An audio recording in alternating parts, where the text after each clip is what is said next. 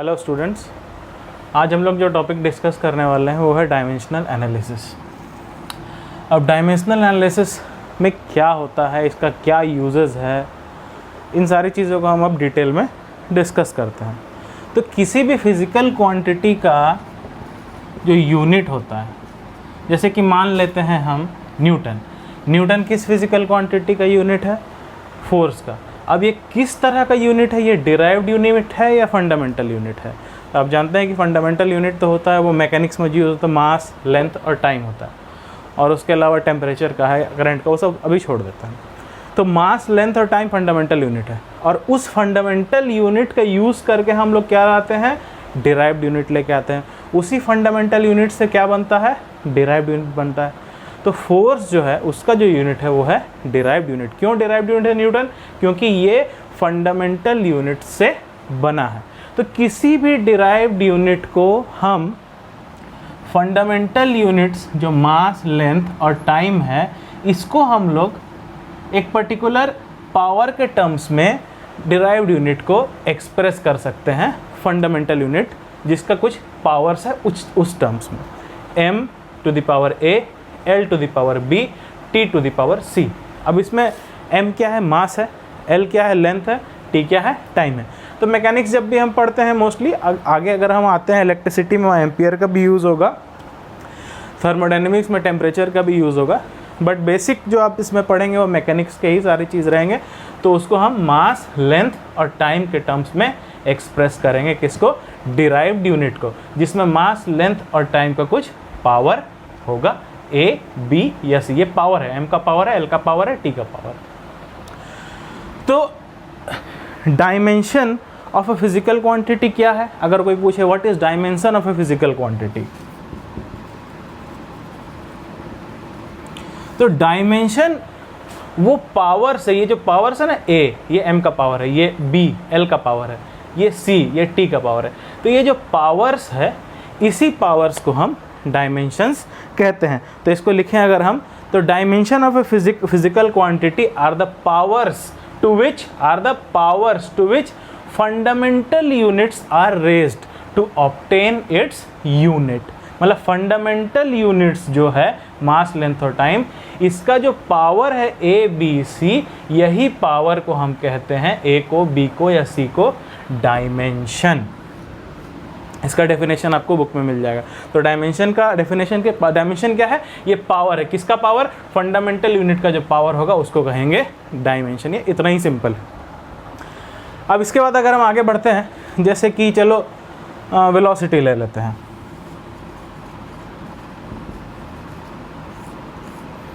Velocity अगर हम लेते हैं तो वेलोसिटी का फॉर्मूला क्या होता है? आप सब जानते हैं, डिस्टेंस बाय टाइम। वेलोसिटी क्या है? वेलोसिटी का जो यूनिट है वो कौन सा यूनिट है? वो डिराइव्ड यूनिट है। वो कहाँ से डिराइव हो रहा है? इस फॉर्मूले से डिराइव हो रहा है, इस फंडामेंटल यूनिट से डिराइव हो रहा है, जो अभी हम फॉर्मूला में देखेंगे। Distance by time. डिस्टेंस क्या है? ये फंडामेंटल यूनिट है। क्यों? क्योंकि ये लेंथ है। टाइम क्या है? फंडामेंटल यूनिट, जिसको हम टी से डिनोट करते हैं। तो डिस्टेंस को L लिख सकते हैं। एक बात आपको पहले बताता हूँ, मास को हम लोग क्या लिखेंगे? इसमें M से डिनोट करेंगे। लेंथ को डिनोट करेंगे L से डिनोट करेंगे, और टाइम को डिनोट करेंगे T से डिनोट करेंगे। तो डिस्टेंस क्या है? डिस्टेंस एक लेंथ है। टाइम क्या है? इसको हम लोग डिनोट करते हैं T से, तो L/T। अब इस L/T को किस तरह से लिखेंगे? L, और T को अगर हम ऊपर लाना चाहें तो क्या लिखाएगा? T to the power -1।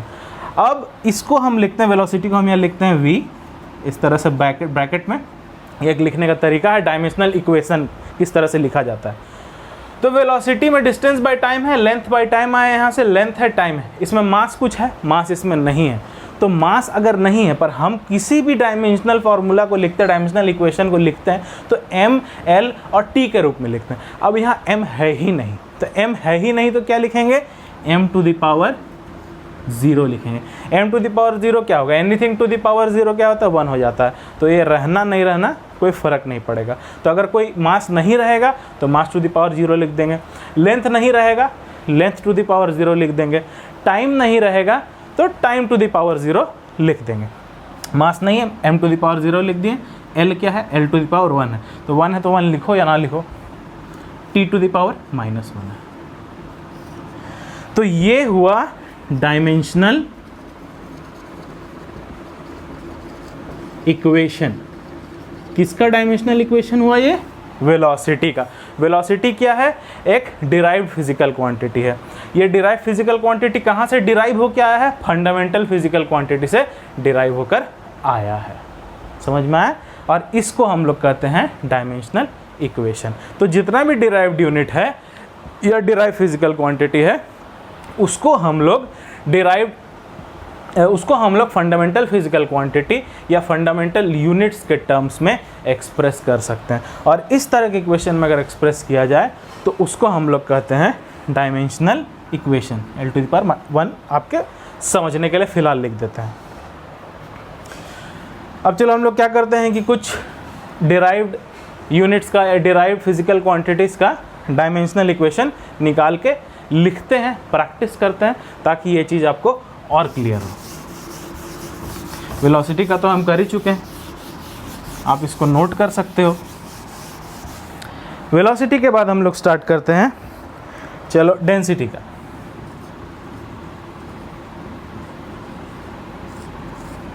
Density क्या होता है? डेंसिटी का फॉर्मूला होता है mass by volume.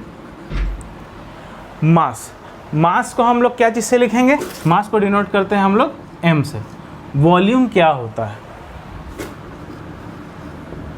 Volume is equal to length into breadth into height. ये सब कुछ हम लोग जानते हैं अगर एक क्यूब है तो या फिर हम लोग इसको डिनोट करते हैं मीटर क्यूब से भी। अगर मान लो वॉल्यूम ऑफ स्फीयर है तो length into breadth into height तो होगा नहीं, वहाँ पे उसका अलग फार्मूला हो जाएगा, वहाँ पे 4/3 पायर क्यूब। तो अगर हम लोग उसका यूनिट देखते हैं तो यूनिट क्या है वॉल्यूम का? मीटर क्यूब है। अब मीटर क्यूब है तो कितने बार मीटर है? 3 बार मीटर है, m into M into M, यही है 3 बार मीटर। मतलब m क्या है? मीटर किसका यूनिट होता है? लेंथ का यूनिट होता है। तो लेंथ कितने बार है? 3 बार है। तो मीटर क्यूब है तो उसको हम लोग कैसे लिख सकते हैं? लेंथ का क्यूब। अब l को अगर ऊपर लेके जाना है तो m l to the power -3। अब डेंसिटी जो है इसको हम अगर डायमेंशनल इक्वेशन में लिखेंगे तो किस तरह से लिखेंगे? m है m टू द पावर 1, यहाँ पर l है l to the power -3, t है यहाँ पे नहीं है t, तो जो नहीं होता है उसको किस तरह से लिखते हैं? t to the power 0। तो ये क्या हो गया? डेंसिटी का डायमेंशनल इक्वेशन। आगे बढ़ते हैं।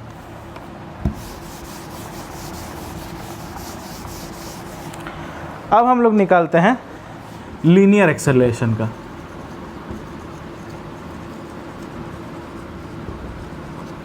चलो, लीनियर एक्सेलरेशन जो होता है उसका फॉर्मूला क्या होता है?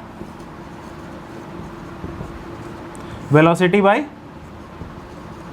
टाइम।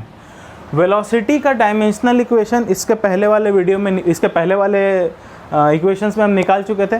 तो वेलोसिटी कितना है दोबारा मैं यहाँ नहीं बताना चाह रहा हूँ क्योंकि उससे टाइम वेस्ट होगा। आप एक बार देख चुके हो वेलोसिटी का किस तरह से निकलता है, तो मैं वेलोसिटी वाले को यहाँ डायरेक्ट पुट कर देता हूँ। तो वेलोसिटी का है m0 l t to the power -1, यही है वेलोसिटी का। और टाइम को किस तरह से डिनोट करेंगे? t से। अब ये t अगर ऊपर आए तो m0 l t ऊपर आ जाएगा, t टू द पावर -1 है इंटू टी। m0 l -1 + 1 कितना हो जाएगा? t टू द पावर 0 हो जाएगा। t to the power sorry ये ऊपर आएगा तो ये भी -1 हो जाएगा, गलती सॉरी। तो यहाँ पर ये t टू द पावर -1 है, ये t भी ऊपर चला गया तो t टू द पावर -1 हुआ। अब -1 कितना हो जाएगा? यहाँ -2 हो जाएगा। तो लीनियर एक्सेलरेशन का डायमेंशनल इक्वेशन हो जाएगा m to the power 0 l to the power 1 and t to the power -2।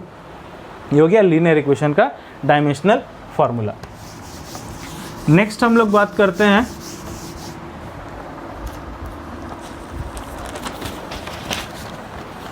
Linear momentum.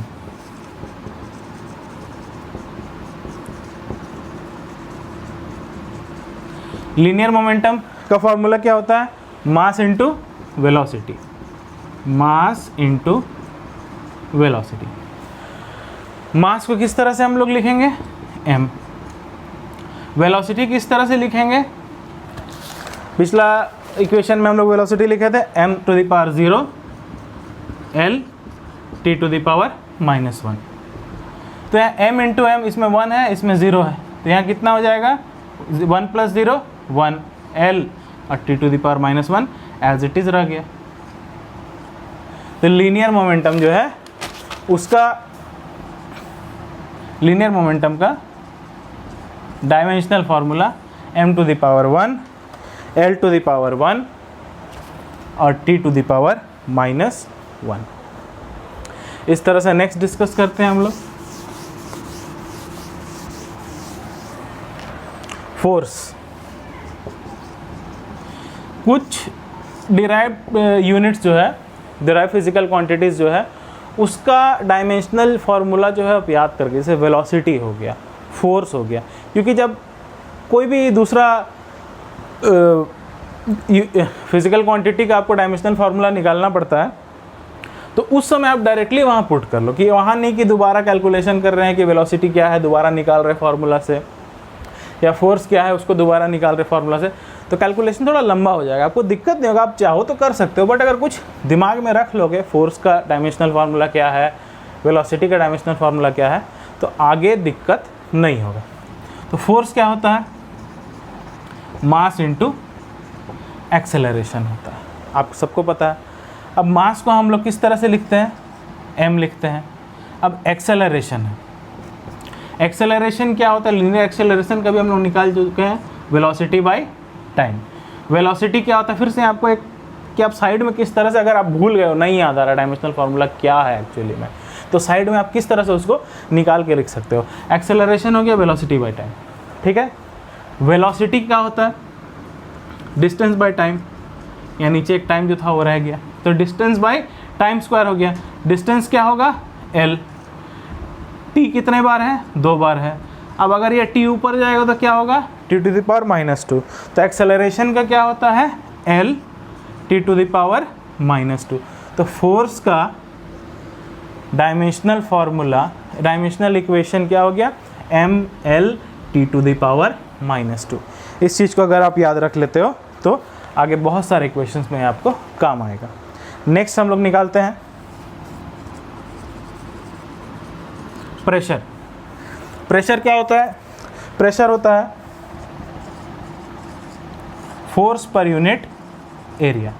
Force देखिए डायरेक्टली यहाँ पुट करता है, दोबारा उतना टाइम वेस्ट करोगे तो कॉम्पिटिटिव एग्जाम्स में या एग्जाम में भी आपका टाइम लॉस होगा। तो कुछ चीज़ें अगर आप याद कर लेते हो ना, तो उससे आपको फ़ायदा ही होगा, नुकसान तो होना नहीं है। तो फोर्स का क्या लिख सकते हैं हम लोग? ml t⁻⁻2। एरिया, एरिया क्या होता है? एरिया का यूनिट क्या है? इधर लिखते हैं, उधर भर गया है, मीटर स्क्वायर। मीटर स्क्वायर मतलब मीटर इंटू मीटर। लेंथ कितने बार है? 2 बार है, तो इसको हम लोग क्या लिख सकते हैं? मीटर क्या होता है? लेंथ होता है ना, लेंथ का यूनिट होता है मीटर, तो इसको क्या लिख सकते हैं हम लोग? l⁻², l square. अब m है, ये l⁻1 है। अब l⁻ ऊपर आएगा 2, l/l⁻2, तो क्या हो जाएगा? l⁻1 l⁻−2, क्या हो जाएगा? l⁻−1, l⁻−1 हो गया। अब यहाँ क्या है? t⁻−2। तो प्रेशर का डायमेंशनल इक्वेशन क्या हो गया? m l⁻−1 और t⁻−2। तो समझ में आ रहा है कि डायमेंशनल इक्वेशन किसी भी डिराइव्ड फिजिकल क्वांटिटी का हम लोग किस तरीके से निकाल सकते हैं। ये बहुत ही इंपॉर्टेंट क्वेश्चन है, और मैक्सिमम टाइम्स आपको बोर्ड में 12th के 11th के एग्ज़ाम में, या फिर आप कहीं कॉम्पिटिटिव एग्ज़ाम भी देने जा रहे हो आफ्टर 12th, IIT JEE या फिर कोई स्टेट का JEE एंट्रेंस एग्जामिनेशन इंजीनियरिंग का, तो वहाँ पर भी डायमेंशनल एनालिसिस से एक आध क्वेश्चन मैक्सिमम टाइम होता ही है, और आपके 11th के एग्ज़ाम में तो होगा ही। तो इसलिए इस चीज़ को याद कर लो, ये बेसिक्स है फिज़िक्स का, इसको याद करना बहुत ही ज़्यादा ज़रूरी है। तो इस तरह से आगे भी हम बहुत सारे चीज़ों का डायमेंशनल इक्वेशंस निकाल सकते हैं। यहाँ रुक जाए या और कुछ प्रैक्टिस कर लें? चलो कुछ और देख लेते हैं, क्योंकि क्लियर हो जाना चाहिए ना कॉन्सेप्ट। अगर कॉन्सेप्ट क्लियर नहीं होगा तो बाद में आपको फिर प्रॉब्लम होगा। नेक्स्ट हम लोग देखते हैं इम्पल्स का।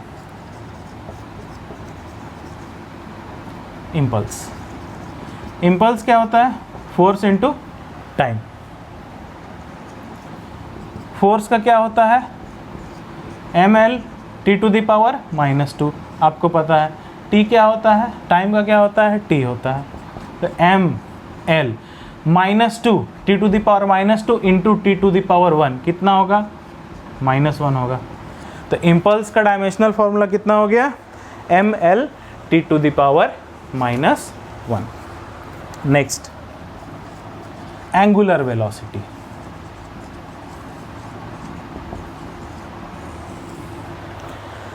एंगुलर वेलोसिटी का फॉर्मूला क्या होता है? थीटा बाई टाइम है। तो थीटा बाई टाइम, थीटा क्या है? थीटा जो है ना वो डायमेंशन लेस है, इसका कोई डायमेंशन नहीं होता है। इसका m भी 0 होता है, l भी 0 होता है, t भी 0 होता है। तो इसीलिए यहाँ m, l या t कुछ भी नहीं आएगा, कुछ लिखने का जरूरत नहीं है। तो सिंपली क्या हो जाएगा, ये इसको 1 लिख लेते हैं। कुछ नहीं आएगा तो 1, m⁻⁻⁴ 1, l⁻⁴ 1, t⁻⁴ 1 है कि नहीं। तो थीटा का डायमेंशन, कोई भी चीज़ डायमेंशन लेस होगी तो उसको हम लोग सीधे क्या लिख लेंगे, वहाँ डायमेंशनल फार्मूला इक्वेशन निकालते टाइम पे 1 t। तो क्या हो जाएगा, t ऊपर जाएगा, t⁻⁻1। अब लिखते तो हम लोग मास, लेंथ और टाइम तीनों के फॉर्मेट में, तीनों लिखना है चाहे नहीं है भैया, लिखेंगे तो तीनों। अब मास नहीं है तो m⁻⁻�0, लेंथ नहीं है तो l⁻⁻�0 और टाइम है तो t⁻⁻1। इसी तरह से अगर हम लोग अब एंगुलर एक्सेलरेशन का निकालते हैं, तो एंगुलर एक्सेलरेशन क्या होता है? Formula angular velocity by time taken. तो एंगुलर वेलोसिटी का यहाँ क्या है, डायरेक्टली हम लोग यहाँ से लिख लेते हैं m⁻�0, l⁻�0, t⁻⁻1। टाइम है, इसको क्या लिखेंगे, t लिखेंगे।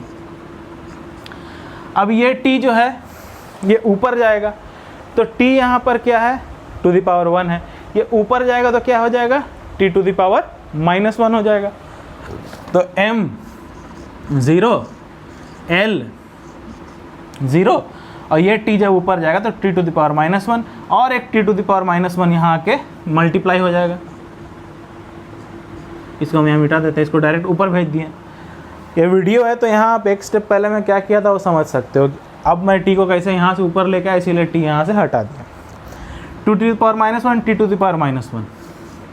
t⁻⁻2 ये हो जाएगा डायमेंशनल इक्वेशन एंगुलर एक्सेलरेशन। तो इतना सारा डायमेंशनल इक्वेशन निकालने के बाद लगभग आपको क्लियर हो चुका है कि किस तरह से डायमेंशनल इक्वेशन को निकालते हैं। और अगर ये क्वेश्चन आया तो समझ लो कि 2 मार्क्स तो आपका पक्का हो गया, अगर आप इस चीज़ को क्लियर कर लेते हो। अब आगे बढ़ते हैं। आगे हम लोग डिस्कस करने वाले हैं different type of variable and constant. Different types of variable and constant.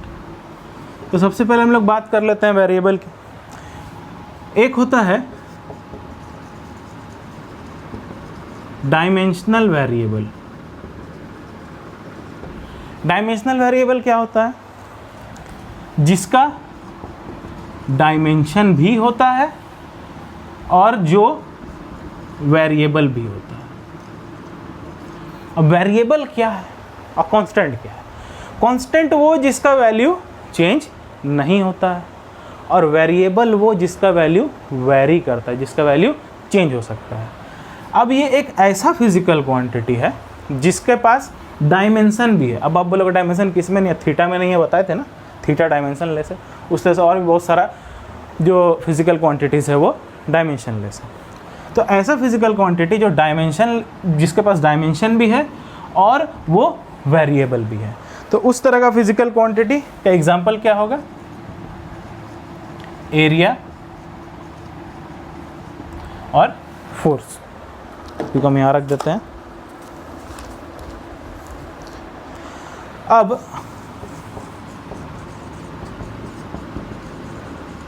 Non dimensional variable,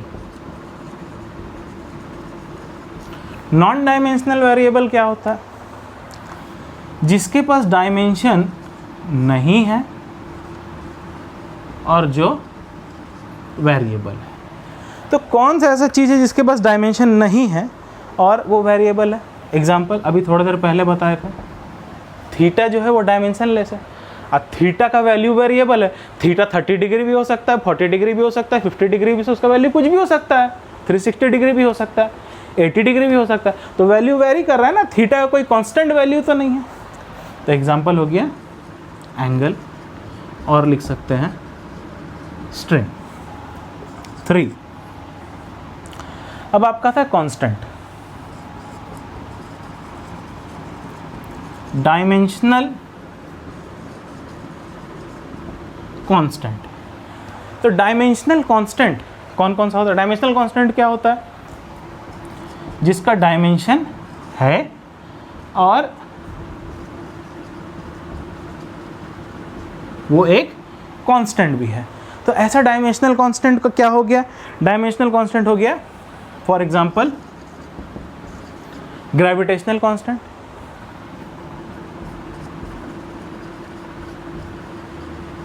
Planck constant. इसका जो वैल्यू है यूनिवर्सल ग्रेविटेशनल कांस्टेंट, इसका जो वैल्यू है वो कांस्टेंट रहेगा, वो डिफाइंड है कि इसका वैल्यू इतना, जब आप फॉर्मूला पुट करोगे तो वो डिफाइंड है। प्लैंक कांस्टेंट ये भी एक कांस्टेंट है, इसका वैल्यू डिफाइंड, ये हमेशा वही रहेगा, जो वैल्यू दिया गया है प्लैंक कांस्टेंट का वो वैल्यू से चेंज नहीं होगा, तो इसीलिए कांस्टेंट है।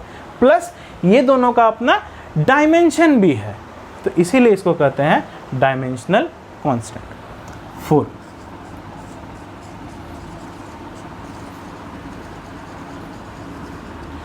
Non dimensional constant. अब नॉन डायमेंशनल कांस्टेंट क्या का मतलब क्या हो गया? जिसका डायमेंशन नहीं है पर वो एक कांस्टेंट है। एग्जांपल π/2, इसका कोई डायमेंशन है? नहीं है कोई डायमेंशन, पर π/2 है, जो सॉरी π/2 लिख रहे हैं, पाई जो है उसका कोई डायमेंशन है? नहीं है पाई का डायमेंशन, पर ये एक कांस्टेंट है। पाई का वैल्यू हमेशा 22/7 ही होगा, या फिर कोई नंबर 1, 2, 3, 10, ये सब भी कांस्टेंट है। 1 हमेशा 1 ही रहेगा, 10 हमेशा 10 ही रहेगा, कांस्टेंट है उसका वैल्यू, और उसका डायमेंशन भी कुछ नहीं है। तो इस तरह से जो इंटीजर्स हमारे हैं वो भी एक नॉन डायमेंशनल कांस्टेंट है। ये भी आपका 1 वर्ड आंसर या 2 नंबर का क्वेश्चन में आ सकता है, तो इसको भी आप समझ ले, याद करने का ज़रूरत नहीं है। डायमेंशनल वेरिएबल जिसका डायमेंशन है और वो वेरिएबल भी है। Non dimensional variable, non dimensional लिखा हुआ भैया तो डायमेंशन नहीं होगा, नॉन है, वेरिएबल है तो वेरिएबल होगा। डायमेंशनल कांस्टेंट जिसका डायमेंशनल है तो डायमेंशन होगा, और एक कांस्टेंट है, इसका वैल्यू चेंज नहीं होता, वही वैल्यू रहेगा। Non dimensional constant, non dimensional का मतलब डायमेंशन नहीं होगा भाई, नॉन लिखा हुआ है यहाँ पे, और ये एक कांस्टेंट। आगे बढ़ते हैं हम लोग। Uses of dimensional equation. Dimensional equation का यूज क्या क्या है? ये जो डायमेंशनल एनालिसिस है, डायमेंशनल इक्वेशन है, इसका यूज क्या है? तो सबसे पहला, टू चेक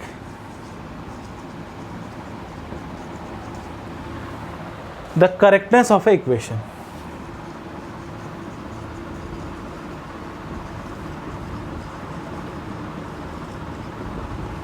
कोई भी इक्वेशन है, जैसे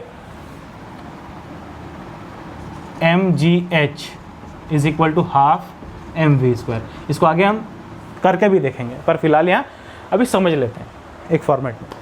to check the correctness of equation. अब एक इक्वेशन दे दिया गया है mgh is equal to half mv²। Potential energy है, ये काइनेटिक एनर्जी है, ये दोनों जो है ये डायमेंशनली बराबर है कि नहीं, ये दोनों जो है बराबर चीज़ें हैं कि नहीं, कैसे निकालेंगे हम लोग इस ये दोनों जो फिजिकल क्वांटिटीज है इक्वल है कि नहीं, ये इक्वेशन जो है ये इक्वल है कि नहीं, कैसे निकालेंगे, इसको निकालेंगे हम लोग डायमेंशनल एनालिसिस या डायमेंशनल इक्वेशन की मदद से। नंबर 2, to find the to derive the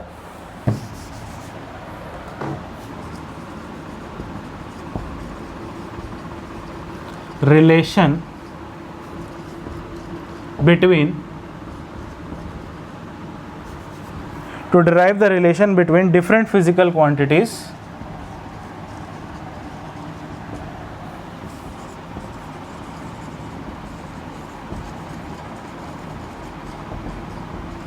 involved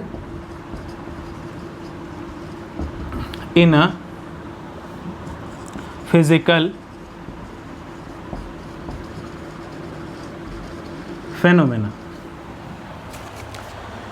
तो कोई एक फेनोमेना हो रहा है, जैसे कि हम क्या समझ लेते हैं, जैसे हम समझ लेते हैं कि एक प्लैनेट है, दूसरा प्लैनेट है, उस प्लैनेट का मास क्या है, m1 है, दूसरे प्लैनेट का मास क्या है, ये दो प्लैनेट है, ये दोनों के बीच क्या है, ग्रेविटेशनल फोर्स है, इसका मास है m1, इसका मास है m2, ये दोनों के बीच का डिस्टेंस है r। अब ग्रेविटेशनल फोर्स इसमें लग रहा है F, तो ये फोर्स, ये मास और इसका मास m2 और ये रेडियस r जो डिस्टेंस है ये दोनों के बीच का, इनके बीच में रिलेशन किस तरह का है, कैसा रिलेशन होगा, फोर्स इज इक्वल टू हम किस तरह से एक्सप्रेस कर सकते हैं मास और रेडियस को भी आगे हम डिस्कस करेंगे। इसको इस इक्वेशन का रिलेशन निकालने के लिए इन फिजिकल क्वांटिटीज जो यहाँ मौजूद है इनके आपस में जो रिलेशन है उसको निकालने के लिए हम लोग डायमेंशनल एनालिसिस का यूज़ करते हैं। 3, to change one system of unit to another. जैसे भैया अब जो 1 मीटर ऐसा यूनिट, अब इसको बोलेगा सेंटीमीटर में बताओ 1 मीटर इज इक्वल टू कितना होता है, तो 100 सेंटीमीटर वो जानते हैं। तो इस तरह से बड़े बड़े न्यूटन है या पास्कल है, उसको अगर बोलें कि ऐसा यूनिट से CGS यूनिट में करके बताओ,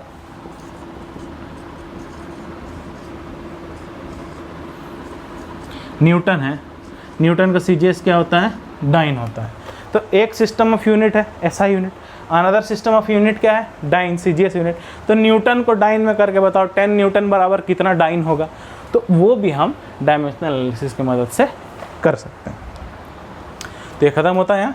अब हम लोग कुछ क्वेश्चंस देख लेते हैं जो डायमेंशनल एनालिसिस का यूजेस में ही आएगा, उसके अंतर्गत ही आता है। तो मार्कर फिलहाल चेंज कर लेते हैं, क्योंकि अब यूजेस ऑफ डायमेंशनल एनालिसिस या इक्वेशन का एक क्वेश्चन हम लोग देख लेते हैं जो आगे काफ़ी काम आएगा आपको। इस तरह क्वेश्चन आएगा, using the method of dimension, मतलब यही तरीका का इस्तेमाल करके, डायमेंशनल एनालिसिस का मेथड का इस्तेमाल करके, derive an expression for the centripetal force F। Centripetal force F के लिए एक एक्सप्रेशन डिराइव करिए, acting on A particle of mass m moving with velocity v in a circle of radius r। जो centripetal force है, एक मास m है,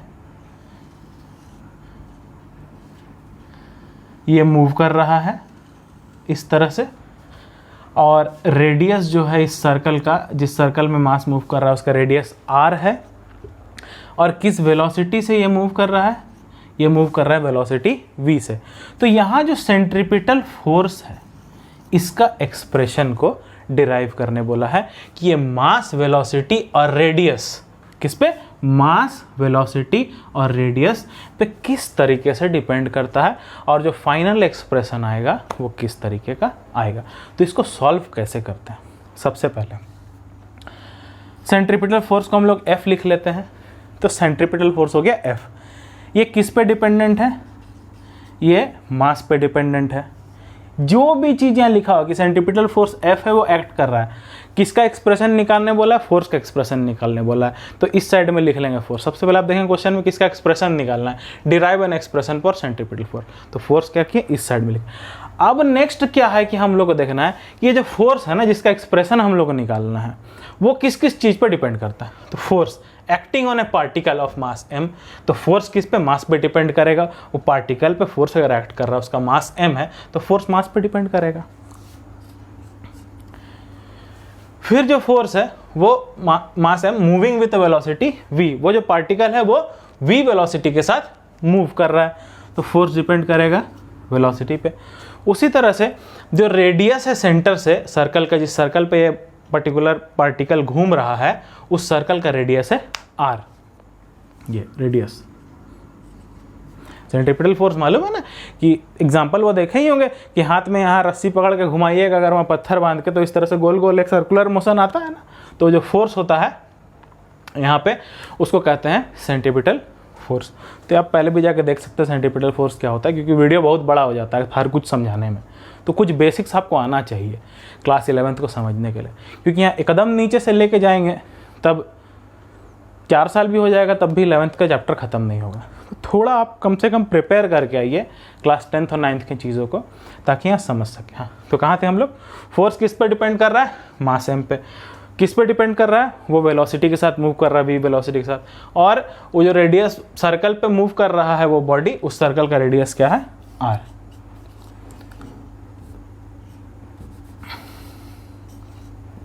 force mass पे proportional है, डिपेंडेंट है। फोर्स प्रोपोर्शनल है वेलोसिटी के, फोर्स प्रोपोर्शनल है रेडियस के।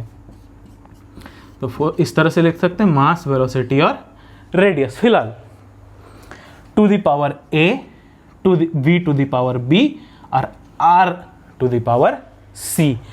अभी हमको ये नहीं पता है ना कि यह मास m स्क्वायर होगा, m क्यूब होगा, ये वेलोसिटी v स्क्वायर होगा कि क्या होगा, रेडियस जो r क्यूब होगा कि r टू द पावर 1 होगा, नहीं पता पावर किस तरह का होगा। तो यहाँ m टू द पावर लिख दिए हैं a, v to the power लिख दिए हैं v, r to the power लिख दिए हैं c। जैसे लिखते हैं हम लोग डायमेंशनल इक्वेशन में m l t, m to the power a, l to the power b, t to the power c। तो कुछ जैसे फोर्स का है, फोर्स का क्या होता है dimensional equation? m l t to the power -2, यही होता है फोर्स का डायमेंशनल इक्वेशन। तो m टू द पावर 1 है, l टू द पावर 1 है, t टू द पावर -2 है। तो यहाँ पर हमको नहीं पता है ना कि मास जो है, अब बोलोगे यहाँ पर l कहाँ है, r कहाँ है। भाई तो वेलोसिटी को तोड़ोगे तो l आएगा ना, उसमें t भी आएगा। रेडियस क्या है, लेंथ है, उसको भी l के रूप में लिखोगे तो l आएगा। अभी यहाँ पर फॉर्मूला समझ रहा, आगे आएंगे, कंफ्यूज मत हो जाना कि mlt है या mvr है, बढ़ेंगे आगे उसमें। तो m to the power a ले लिए, v to the power b ले लिए, r to the power c ले लिए। अब ये प्रोपोर्शनलिटी साइन हटाएंगे और इक्वल टू अगर लिखेंगे हम यहाँ पे, तो क्या आएगा? एक कांस्टेंट आएगा, जिसको हम लिख लेते हैं k। आज जितना कोशिश कर लीजिए, ये डायमेंशनल एनालिसिस का एक लिमिटेशन है कि इस कांस्टेंट का वैल्यू आप नहीं निकाल सकते हैं। जैसे होता है ना ग्रेविटेशनल फोर्स में F is equal to G m1 m2 by r square. तो एक्सपेरिमेंट करके ये g का वैल्यू निकाल लिया गया, साइंटिस्ट लोग दे दिया है, पर डायमेंशनल एनालिसिस का फार्मूला से g का वैल्यू निकालना, ये g तो अभी लिख रहे हैं, इसको हम नहीं लिखते तो k ही लिखते, हमको तो पता नहीं रहता। तो इसका वैल्यू निकालना डायमेंशनल एनालिसिस से पॉसिबल नहीं है। ठीक है, चलिए आगे बढ़ते हैं। तो यहाँ ले लिए k, यहाँ तक अगर समझ में आ गया तो ठीक है। अब मास है, वेलोसिटी है, रेडियस है, इसको अब लिखना है इसका डायमेंशनल फॉर्म में। तो इधर फोर्स है और इधर ये अपना mvr है to the power abc। LHS हो गया, RHS हो गया। LHS में क्या है? फोर्स है। फोर्स का डायमेंशनल इक्वेशन क्या है? ml t to the power -2। इसको याद कर लीजिए, फोर्स का डायमेंशनल इक्वेशन बराबर आ रहा है, आप देख रहे हैं। अब RHS में क्या है अपने पास? k m to the power a, v to the power b, r to the power c। k m to the power a, तो m को m क्या है, मास, मास को कैसे डिनोट करते हैं हम डायमेंशनल एनालिसिस में, कैपिटल M से, m to the power a लिख देते हैं। अब यहाँ v है, v का डायमेंशनल फार्मूला क्या होता है वेलोसिटी का, आप पहले भी जान चुके हैं, l t to the power -1। तो v क्या है, l t to the power -1, v का पावर क्या है b, तो l टू द पावर -1 का पावर हो जाएगा b। r, r क्या है, रेडियस, लेंथ, रेडियस होता है लेंथ, तो l to the power c। ठीक है, तब इसको एक साथ लिख देते हैं, m के बाहर रहने दो, to the power a, b multiply होगा अंदर, तो l to the power b होगा, t टू द पावर -1 है, तो यहाँ कितना हो जाएगा, t to the power -b हो जाएगा, और l to the power c है। तो कैसे लिखोगे इसको आप, m to the power a, l to the power b है, l to the power c है, दोनों का बेस सेम है, तो पावर क्या हो जाएगा, add, l to the power b plus c और t to the power -b, यहाँ तक हम लोग निकाल लिए। तो ये हो गया अपना RHS, RHS कितना है, k m to the power a, l to the power b plus c, t to the power -b। LHS कितना था, फोर्स का डायमेंशनल इक्वेशन हम लोग को जो याद रखना है, mlt टू द पावर -2। अब ऊपर का कुछ पार्ट मिटा देते हैं क्योंकि आगे तो बढ़ना पड़ेगा।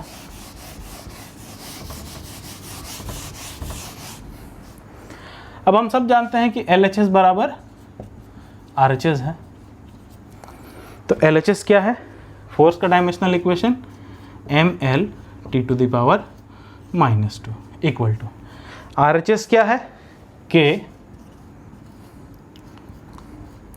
m to the power a, l b to the power b, l to the power b plus c और t to the power -b।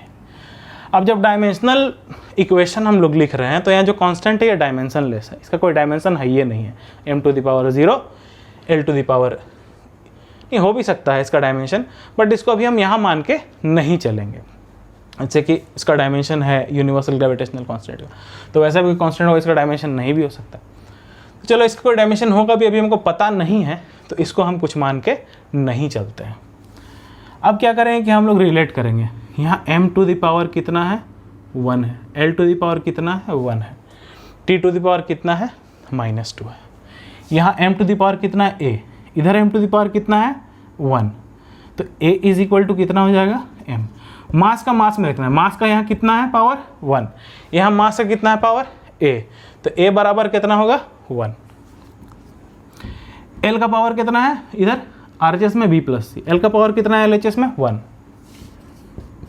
b plus c हो गया 1, t टू द पावर कितना है, -2, t टू द पावर कितना है, -b, तो -b बराबर कितना हो जाएगा, -2, तो a आ गया 1, b यहाँ काट दोगे तो आ गया 2, अब बचा c, तो c को लिख सकते हो यहाँ से, c is equal to 1 - b, तो 1 - 2 इज इक्वल टू कितना आ गया, -1, तो c आ गया -1, a आ गया 1, अब b आ गया 2। तो अब चलो उसको पुट करते हैं। हम लोग का क्या था formula, f is equal to k m to the power a, v to the power b और r टू द पावर कितना है, c। f is equal to k m to the power a कितना निकला, 1, b कितना निकला, 2, r कितना निकला, sorry c कितना निकला, -1, तो f is equal to k m v square, m 1 है तो उसको m लिख सकते हैं, v square, r to the power -1 है तो इसको नीचे ले आओ, r टू द पावर 1 हो जाएगा। तो देखिए ये आपका एक्सप्रेशन आ गया फोर्स का कि f is equal to k, जो कांस्टेंट है अपना, इसका वैल्यू नहीं निकल सकता डायमेंशनल एनालिसिस से, is equal to k m v square by r। तो ये फॉर्मूला किससे निकाले, डायमेंशनल एनालिसिस से निकाले। अब आते हैं एक और क्वेश्चन में, बोलेगा to check the correctness of equation, कि कोई इक्वेशन जो दिया गया है वो करेक्ट है कि नहीं, चेक करके बताओ भाई। ले लेते हैं mgh, एक किताब में होगा आपका एग्जाम्पल शायद, is equal to half mv²। बताइए कि इक्वेशन करेक्ट है कि नहीं, mgh बराबर हाफ mv² होगा कि नहीं होगा। कैसे करेंगे, दोनों साइड का डायमेंशन का इक्वेशन निकालेंगे। तो LHS में क्या है, mgh। तो mgh आप जब RHS है, सॉरी ये मेरा राइट है, ये मेरा लेफ्ट है, तो इसको RHS ले लेते हैं, या इसको अगर इधर से लोगे तो सॉरी LHS ही ले लो। ये LHS RHS का mgh जो है इसका डायमेंशनल फार्मूला निकालते हैं। तो डायमेंशनल फार्मूला mgh का क्या होगा, m क्या है, मास है, g क्या है, acceleration due to gravity, acceleration है कि नहीं। एक्सेलरेशन का क्या होता है formula, velocity by time. Velocity क्या होता है, डिस्टेंस बाय टाइम। तो distance by time into time हो जाएगा, तो क्या हो जाएगा, मास है नहीं तो 0, लेंथ एक ही, डिस्टेंस क्या है, लेंथ है, t⁻²। तो m0 L1 t⁻², ये है एक्सेलरेशन का डायमेंशनल फार्मूला। तो एक्सेलरेशन का डायमेंशनल फार्मूला हम लोग यहाँ लिख देते हैं, m0 L1 t⁻²। h क्या, हाइट, हाइट क्या है, डिस्टेंस, डिस्टेंस क्या होता है, l। अब इसको एक साथ लिख दो, m इंटू m, पावर कितना 1, यहाँ 0, 1 + 0 कितना हो जाएगा 1, l इंटू l, पावर कितना 1, यहाँ कितना पावर 1, कितना हो जाएगा पावर 2,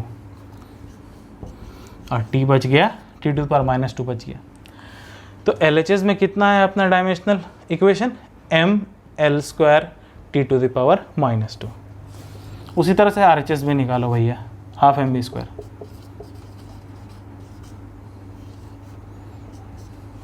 क्या सोच रहे हैं कि सर को RHS LHS नहीं आता है, छोड़िए RHS LHS। यहाँ देखिए क्या हो रहा है,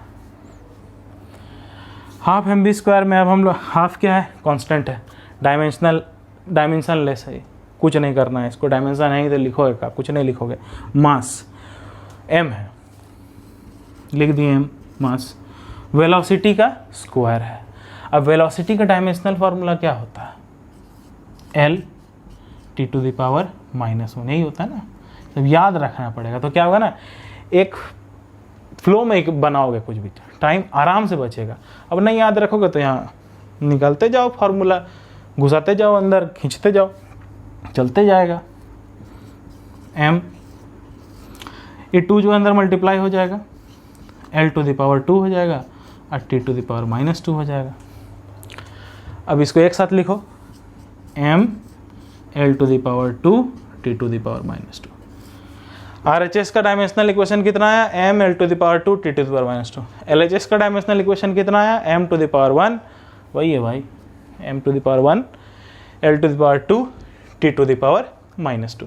दोनों बराबर आया, तो क्या कर सकते हैं, ये जो इक्वेशन है ये करेक्ट है, ये डायमेंशनली इक्वल है। अगर ये बराबर नहीं आता तो आप क्या बोलते हैं, ये जो इक्वेशन यहाँ दिया गया है ये करेक्ट नहीं है। यहाँ कुछ भी अलग आता, यहाँ m2 आ जाता है, यहाँ m1 आ जाता है, m⁻² रहता है, m⁻1 रहता है, नहीं, गलत।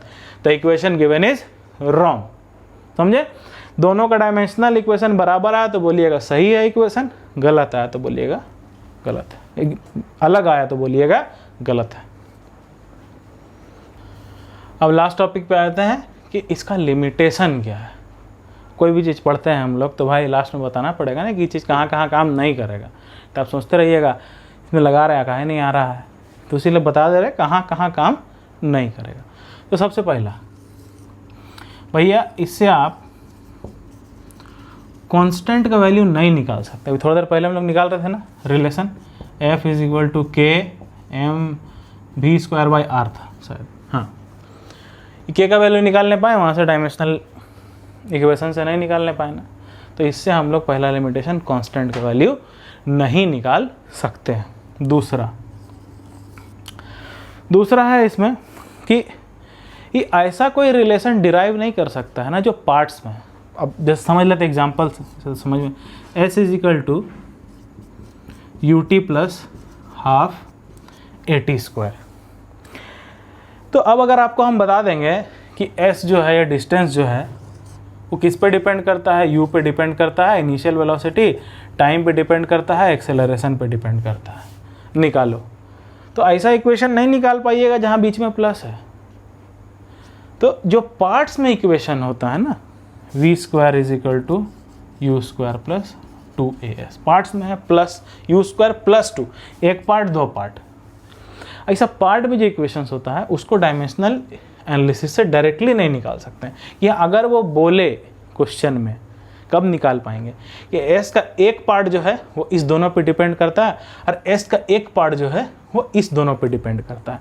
तब वैसा बता दिया जाए कि 2 पार्ट में या 3 पार्ट में है, तब हो सकता है कि आप निकाल ले। पर डायरेक्टली अगर बोला जाए कि s u पे डिपेंडेंट है, इनिशियल वेलोसिटी पे, टाइम पे और एक्सेलरेशन पे, तो निकालो इक्वेशन, तो ऐसा पार्ट वाला इक्वेशन कभी नहीं निकालने पाइएगा। ये भी नहीं बताने पाइए कि यहाँ पर प्लस होगा कि माइनस। अब आते हैं हम लोग थर्ड पे। तो इक्वेशन का अगर हम लोग करेक्टनेस चेक कर रहे हैं, मान लीजिए जैसे हम लोग चेक किया था ना अभी, half M V square is equal to M G H, ये क्या था, ये काइनेटिक एनर्जी है, ये क्या है, पोटेंशियल एनर्जी है। चेक किया था, करेक्ट था। तो हर टाइम नहीं हो पाएगा, काहे नहीं हर टाइम हो पाएगा, हर बार नहीं हो पाएगा, क्यों? क्योंकि कुछ कुछ ऐसा फिजिकल क्वांटिटी है ना जिसका डायमेंशन सेम है। फॉर एग्जांपल चेक कर लीजिएगा, पीछे डिराइव किया था ना हम लोग, वहाँ चेक करिएगा। इम्पल्स और मोमेंटम, इम्पल्स और मोमेंटम का जो डायमेंशनल इक्वेशन होता है ना, mLT⁻⁻1 होता है। अब कोई आया आपके पास क्वेश्चन कि बताओ भाई इम्पल्स बराबर कोई और एक चीज़ दे दिया गया है, ये दोनों सही है कि नहीं, या फिर दूसरा कोई इक्वेशन दे दिया गया मोमेंटम बराबर ये है, अब है कि नहीं बताओ, या फिर आप कुछ चेक कर रहे हैं, कुछ निकाल रहे हैं डायमेंशनल एनालिसिस से, तो इम्पल्स और मोमेंटम का डायमेंशनल इक्वेशन एक ही आ जाता है। तो आप बता नहीं सकिएगा कि मोमेंटम है कि इम्पल्स है, तो वहाँ गड़बड़ हो जाएगा। तो डायमेंशनल एनालिसिस यहाँ पर फेल हो जाता है। अब चौथा पे आते हैं। अगर कोई इक्वेशन वगैरह में एक्सपोनेंशियल फंक्शन है या ट्रिग्नोमेट्रिक फंक्शन है, वहाँ पर भी डायमेंशनल एनालिसिस सही से नहीं बता पाता है। अब लास्ट हम लोग ले लेते हैं 5। अगर मास, लेंथ और टाइम को छोड़ के कोई भी चीज़, फोर्स हो, प्रेशर हो या कोई भी फिजिकल क्वांटिटी हो, वो इन तीनों को छोड़ के, मास, लेंथ और टाइम, कोई चौथा अदर फिजिकल क्वांटिटी पे डिपेंड कर रहा है, या पांचवा या 3 से ज़्यादा है, मास, लेंथ और टाइम को छोड़ के, ये 3 पे है तो रिलेशन निकाल लीजिएगा। अब 3 से ज़्यादा अगर कोई आ जाता है फिजिकल क्वांटिटी, तब आप वहाँ पर रिलेशन नहीं निकाल पाइए। तो ये था लिमिटेशन। इसके साथ ख़त्म होता है डायमेंशनल एनालिसिस। अब इसमें सबसे बड़ा टिप क्या है, तो बोलिए कि लास्ट में कुछ टिप दीजिए सर। तो टिप यही है ना कि डायमेंशनल फार्मूला या डायमेंशनल इक्वेशन जो है वो कैसे निकलता हो, तो आपको बता दिए हैं। तो आपका बुक में जितना भी फिजिकल क्वांटिटी है, force, pressure, linear momentum, linear acceleration, angular momentum, angular acceleration, जाके कम से कम 20 ठो फिजिकल क्वांटिटी का, डिराइव फिजिकल क्वांटिटी का आप जाके डायमेंशनल इक्वेशन को खुद से डिराइव करके लिखिए, तब ये कॉन्सेप्ट पूरा क्लियर होगा। उसके बाद जाके ये जब हम लोग बात कर रहे थे कि रिलेशन निकालने के लिए कि फोर्स जो है वो इन चीज़ों पे डिपेंडेंट है, तो रिलेशन निकालो, इस तरह कुछ 1-2 न्यूमेरिकल बनाइए। फिर जो हम लोग यहाँ चेक कर रहे थे half M V square M G H, मतलब कि 2 इक्वेशन जो है वो करेक्ट है नहीं, इसका कुछ न्यूमेरिकल्स बनाइए, तो तब जाके ये पूरा चैप्टर जो है कंप्लीटली समझ में आएगा। हम बार बार बोलते हैं कि यहाँ पे हम लोग क्या करते हैं कि सिर्फ एक ओवरव्यू लेते हैं कि आपके चैप्टर में है क्या और किन चीज़ों को आपको पढ़ना है, और अगर कुछ मेन जो चीज़ समझ में नहीं आ सकता है वो यहाँ डिस्कस करते हैं। पर 11th का सिलेबस बहुत वास्ट है। NCERT में अगर 10 लाइन लिखा हुआ है तो कोई दूसरा रेफरेंस बुक अगर लीजिएगा तो वहाँ 20 लाइन लिखा होगा। कोई और रेफरेंस बुक लीजिएगा ना 40 लाइन लिखा होगा। तो इस तरह से आपको वहाँ पे समझना होगा। तो ये जो बेसिक कंसेप्ट है, इसी बेसिक कंसेप्ट का यूज़ करके आप आराम से समझ सकते हैं। तो कम से कम एनसीईआरटी, और एनसीईआरटी से अगर नहीं समझ आता तो कुछ रेफरेंस बुक का हेल्प लीजिए और समझिए। बाकी वीडियो है आपके पास, पहले तो टीचर बोर्ड में पढ़ा लेते थे तो दोबारा आप उसको थोड़ी देख सकते थे रिवाइंड करके। यहाँ तो कम से कम है कि चलो हम पढ़ा दिए तो ये वीडियो आपके पास यूट्यूब में है, अब खोलिए, देखिए, 4 बार देखिए, पढ़ते रहिए। नहीं समझ आ रहा उस वहाँ फिर वीडियो खोलिए, जहाँ पर पढ़ाएं वहाँ जाइए, समझ में आया, कैसे नहीं आएगा। तो प्रैक्टिस करिएगा तो ही पॉसिबल है। यहाँ मेरा वीडियो देख लेने से कुछ नहीं होगा, 1 घंटा में 1 दिन में मैक्सिमम भूल जाइए क्या बताएं नहीं बताएं। प्रैक्टिस करिएगा, महीना भर तक दिमाग में रहेगा। Thank you.